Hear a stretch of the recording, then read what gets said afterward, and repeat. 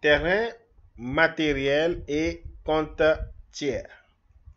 Alors, en ce qui concerne les terrains et matériels, certains comptes d'immobilisation corporelle ont été nouvellement introduits. C'est l'exemple, par exemple, de quoi? Du compte 2286 terrain de location acquisition qui a été nouvellement intégré. Le compte 2316 que vous pouvez retrouver également dans votre plan comptable et le compte 2326 bâtiment de location acquisition qui ont été introduites. Il y a d'autres qui ont été modifiés par leur dénomination. Il s'agit notamment des comptes 22.5 terrain de gisement qui devient désormais terrain de carrière à tréfonds. Au lieu d'avoir 222.5 terrain de gisement, nous avons désormais 22.5 terrain de carrière à tréfonds. La rubrique 24, matériel, devient désormais matériel, mobilier et actifs biologiques. Le compte 24.6, immobilisation animale et agricole, devient désormais actif biologique. Donc voilà les quelques modifications au niveau des intitulés et quelques ajouts bien entendu de comptes comme je viens de le présenter. Les comptes tiers. Quant aux comptes tiers, on constate la création du compte 44, fournisseur, acquisition courante d'immobilisation, et une précision sur la nature courante du compte 41.4, créance sur cession courante d'immobilisation. Donc, lorsque dans votre entreprise, vous achetez de façon courante des immobilisations, il est beaucoup plus judicieux de le mettre dans le compte 44 en ce qui concerne le compte de dette à utiliser. Et lorsqu'il s'agit des créances, c'est-à-dire des ventes d'immobilisation de façon courante, alors vous pouvez le mettre dans le compte 41.4, créance sur cession courante d'immobilisation. En effet, pour faciliter l'élaboration du TFT, c'est-à-dire tableau des flux de trésorerie, le Sisquadra recommande d'utiliser systématiquement comme contrepartie des comptes d'achat d'immobilisation les comptes 44, 48.1 et 48.2. Ça, c'est très important. C'est très important pour une bonne lisibilité de votre TFT. Je vous demanderai quand même après de visionner quelques vidéos au niveau des états financiers où j'ai précisé un peu dans l'un de mes exemples ce qui concerne le TFT. Donc, qu'est-ce que cela voudrait dire? Quand vous achetez, comme on dit, des immobilisations, évitez de passer le 2 par le 5, surtout lorsque il n'y a pas encore eu totalement, ou bien lorsqu'il y a eu un règlement partiel. S'il y a un règlement partiel, évitez de le passer comme si vous étiez dans une comptabilité de trésorerie. Nous sommes dans une comptabilité d'engagement. Donc, vous passez le 2 par le crédit du 48.11 s'il s'agit d'une immobilisation incorporelle ou par le crédit du 48.12 lorsqu'il s'agit d'une immobilisation corporelle. C'est très important pour une bonne lisibilité de votre TFT. Bon, c'est bien clair que lorsque vous allez passer cette écriture concernant les flux financiers, les flux réels, il n'y aura pas en même temps une incidence dans votre tableau de flux de trésorerie. Mais lors du règlement, lorsque vous allez utiliser le compte approprié qui est le compte 48.11 ou le 48.12 ou encore le 44, cela sera répertorié automatiquement dans votre TFT. Donc, je donne un exemple très simple. Prenons l'exemple de quelqu'un qui a acheté une voiture. Dans sa comptabilité, il débite le compte 24.5 et pas le crédit de 40.11. Automatiquement, cette opération ne sera pas répertoriée dans le TFT, même si lors du règlement, il annule le 40.11 par le crédit du 5. La somme là ne sera pas répertoriée, ce qui va causer donc un déséquilibre automatique dans votre tableau de flux de trésorerie. Utilisez les comptes appropriés. C'est le compte 48.12 ou le compte 48.11 ou encore le compte 48.4 qui est censé utiliser lors des achats d'immobilisation. Je le répète. Lors des achats ou ventes d'immobilisation, lors des achats d'immobilisation, c'est très important d'utiliser les comptes appropriés, notamment le 4811 ou le 48.2. C'est très important pour que la valeur correspondant, donc les flux de trésorerie liés donc aux achats d'immobilisation soient automatiquement répertoriés dans le TFT, puisque le TFT est composé de trois grandes rubriques très importantes. Il s'agit donc des flux de trésorerie liés aux activités opérationnelles, des flux de trésorerie liés aux activités d'investissement, des flux de trésorerie autant pour moi, liés aux activités de financement. Donc, dans un premier temps, aux activités opérationnelles, tout ce qui concerne les achats et ventes d'exploitation.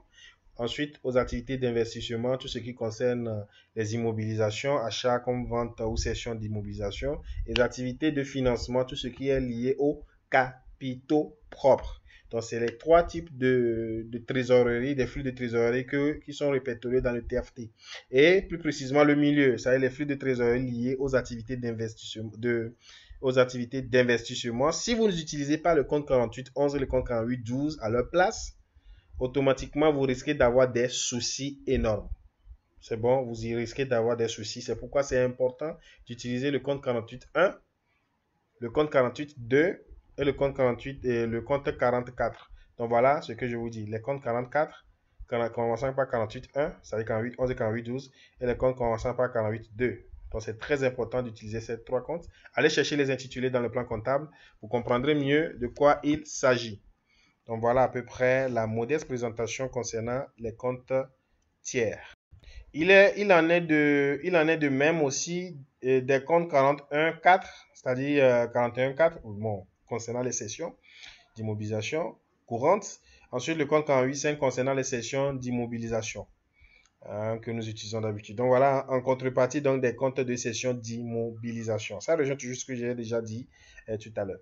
Ensuite, concernant toujours les comptes tiers, on peut aussi parler du compte 46, associés et groupes, qui est désormais appelé apporteur, associé et groupe. Donc, ce compte est utilisé donc pour désigner quand bien même les associés et les actionnaires.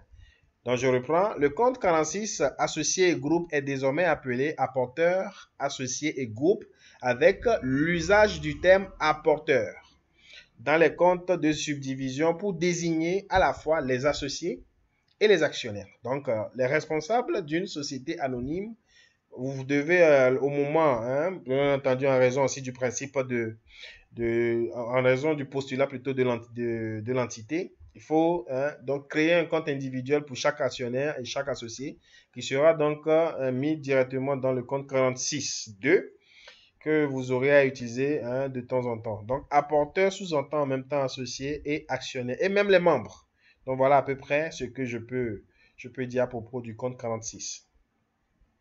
En ce qui concerne les comptes 49 et 59, les provisions pour risque à court terme remplacent l'expression risque provisionné. Donc, il y a une petite modification au niveau des intitulés aussi. Donc, les comptes 49, tout ce qui, lorsque vous trouvez 9 en deuxième position de ces deux comptes, les comptes de tiers et les comptes de trésorerie, les provisions pour risque à court terme remplacent tout simplement l'expression risque provisionné. Ensuite, on peut parler du compte 4732, mandataire, en remplacement du compte 4711, débiteur divers pour la libération du numéraire entre les mains du notaire. Pour ceux qui ont fait la comptabilité des sociétés, vous savez très bien que lorsque nous constituons le capital de la société, de la structure, et que lors de la libération de ce capital ou tout simplement lors de la création de notre société, plutôt, on a fait appel à un notaire. On utilisait entre-temps, c'est-à-dire avant le Sisquada révisé, on utilisait le compte 4711 pour matérialiser ou bien comptabiliser la somme libérée entre les mains du notaire. Mais désormais, on vous dit de ne plus utiliser le compte 4711, débiteur divers. Non, le compte là ne sera plus utilisé. Il y a un compte propre qui a été créé pour cela, qui est le compte 4732 mandataire, puisque bien entendu, le notaire n'est qu'un mandataire. C'est quelqu'un qui vient exécuter une tâche pour le compte d'une autre personne. Et c'est un mandataire, le notaire.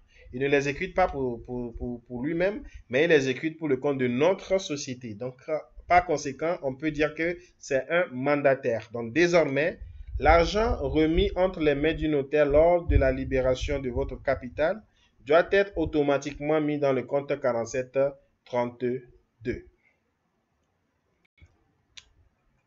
Concernant toujours les comptes tiers, l'utilisation du compte 49.1 en lieu et place du compte 41.99 a été introduite. Donc désormais, on n'aura plus à utiliser le compte 49.1, mais plutôt le compte 41.99. Ensuite, les valeurs revenus impayés, notamment chèques, cartes de crédit, effets de commerce et autres, sont comptabilisés désormais dans le nouveau compte 41.3. Alors là, je vous demande donc d'aller lire les opérations, les exemples qui ont été donnés dans le livre Sisquadra révisé de quelques, je crois, 400 et quelques pages, si j'ai bonne mémoire en tout cas.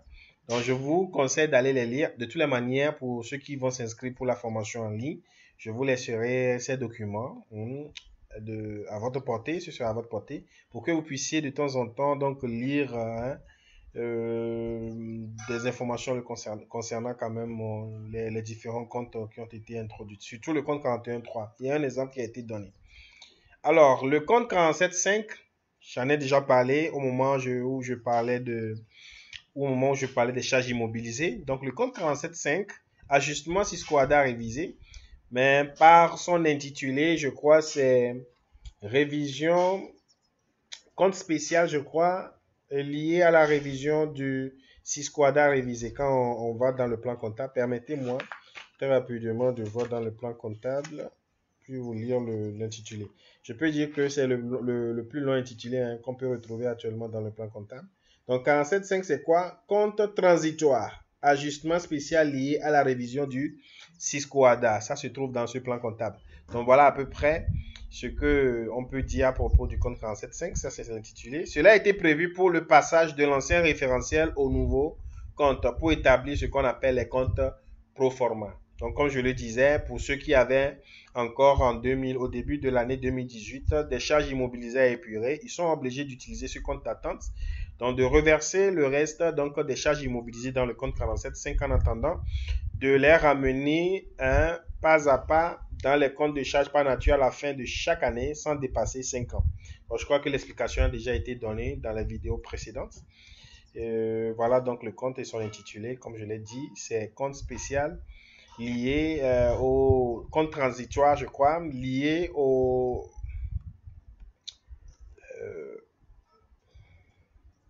voilà, compte transitoire, ajustement spécial lié à la révision du Sisquadra révisé. C'est un compte tellement long que je n'arrive pas à garder la totalité des intitulés. Donc voilà à peu près ce que je peux dire à propos donc, des comptes tiers. Dans la prochaine vidéo, nous allons parler de la trésorerie des services extérieurs. Qu'est-ce qui a été modifié dans les comptes de trésorerie? On va vous en parler, mais je parlerai plutôt d'ajouts. Il n'y a pas tellement eu de modifications, mais plutôt des ajouts. Donc, on va très rapidement en parler aussi et puis évoluer avec d'autres sujets. Merci beaucoup. J'espère que vous m'avez bien suivi. Si vous avez des questions, n'hésitez pas à me les poser. Je me ferai vraiment le plaisir de vous répondre.